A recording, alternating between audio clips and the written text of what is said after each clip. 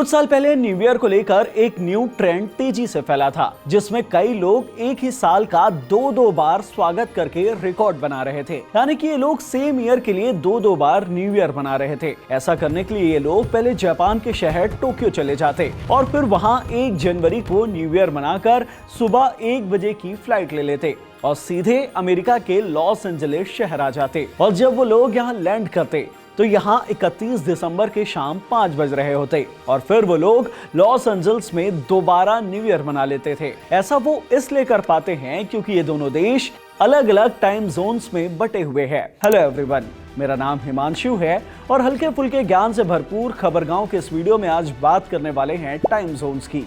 जानते हैं कि आखिरकार इसकी शुरुआत कैसे हुई थी, अलग अलग देशों को अलग अलग टाइम जोन्स में क्यों बांट दिया गया और ये जो GMT, IST जैसे अंग्रेजी के शब्द हम सुनते हैं उनका मतलब क्या होता है और कैसे इनके जरिए हम समय में कई घंटे आगे पीछे ट्रेवल कर सकते हैं।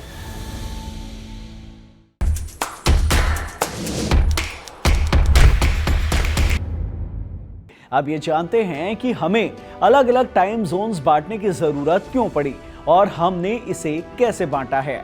अब ये तो हम सभी जानते हैं कि पहले जब हमारे पास घड़ियां नहीं थी तब हम सूर्य के हिसाब से वक्त का अंदाजा लगाया करते थे। भारत में सदियों पुरानी सौर घड़ियां आज भी मौजूद है। पुरानी किताबों में पानी या रेत के जरिए पहर के बीत जाने का अंदाजा लगाने की कई सारी टेक्निक्स दी हुई है। ठीक ऐसे ही यूरोप में भी सूर्य की पोजीशन के हिसाब से वक्त का अंदाजा लगाया जाता था, जो हर लोकेशन में बिल्कुल अलग अलग होता था। लेकिन जैसे जैसे दुनिया औद्योगिकीकरण के दौर में पहुंची तो सूर्य के हिसाब से चलने वाली घड़ियों ने मुसीबतें खड़ी करनी शुरू कर दी।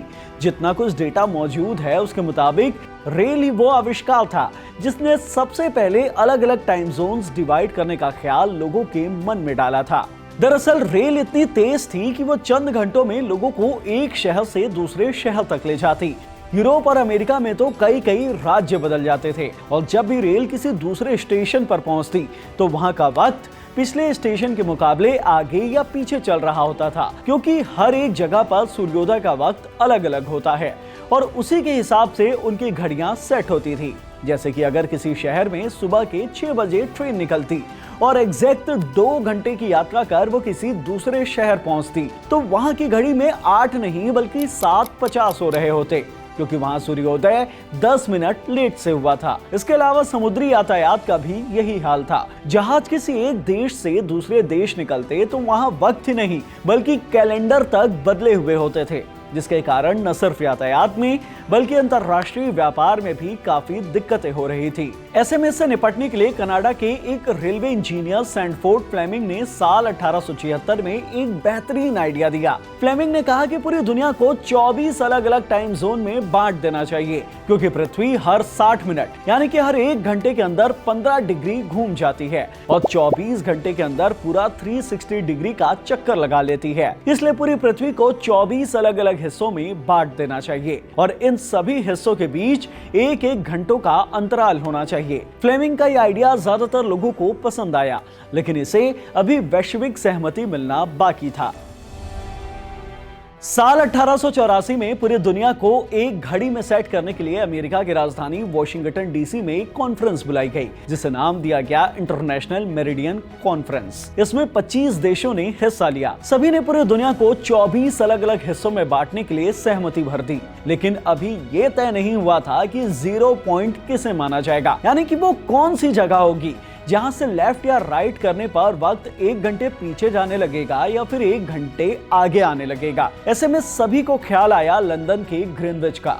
ग्रीनविच लंदन के पास मौजूद एक इलाके का नाम है जहां से रॉयल ऑब्जर्वेटरी काम करती है, जो कि ठीक 0 डिग्री देशांतर रेखा के ऊपर बनी हुई है। यानी कि वर्ल्ड मैप में ये जो लाइन है इसे 0 डिग्री देशांतर रेखा कहा जाता है और ये ऑब्जर्वेटरी इसी रेखा के ठीक ऊपर मौजूद है। यहाँ समय मापने के लिए पहले से ही एक सटीक खगोलीय घड़ी मौजूद थी, जिसे पहले से ही अंतरराष्ट्रीय मान्यता मिली हुई थी और पहले से ही यूरोप और अमेरिका के जहाज इस ऑब्जर्वेटरी को केंद्र बिंदु मानते थे और यहीं से अपने समय की गणना करते थे, साथ ही इसी को आधार मानकर नेविगेट भी किया करते। ऐसे में वॉशिंगटन के कॉन्फ्रेंस में सभी 25 देशों ने ग्रीनविच को केंद्र बिंदु मानने के लिए अपनी सहमति दे दी और यहीं से जन्म हुआ GMT का, यानी कि ग्रीनविच मीन टाइम का। इस लाइन से अगर कोई पश्चिम की ओर बढ़ेगा तो समय एक एक घंटे बढ़ता जाएगा, और अगर इस लाइन से कोई पूर्व की ओर आएगा तो समय एक एक घंटे कम होता जाएगा। इसलिए अगर आप इस लाइन के आखिरी पूर्वी छोर पर मौजूद जापान से फ्लाइट लेकर सबसे पश्चिम छोर में मौजूद अमेरिका जाएंगे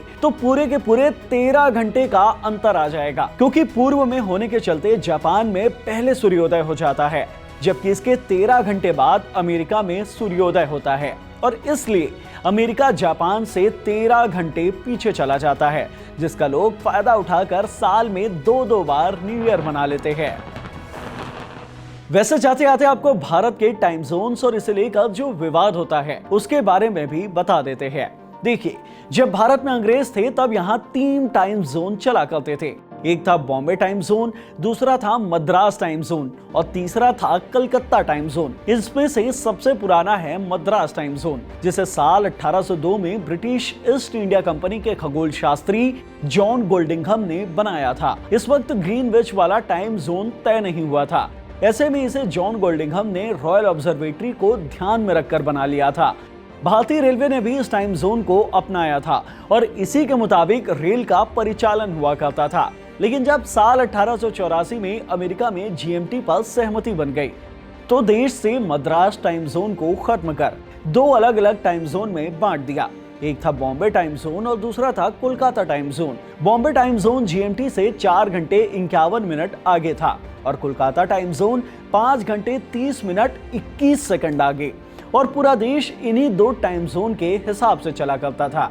लेकिन साल 1947 को जब देश को आजादी मिली तब भारत ने एक टाइम जोन लागू कर दिया, जिसे कहा गया IST यानी कि इंडियन टाइम जोन, जिसे जीएमटी से 5 घंटे 30 मिनट आगे तय कर दिया गया। इससे मामला तो सटीक हो गया, लेकिन पूर्वोत्तर के राज्यों के लिए परेशानी और बढ़ गई।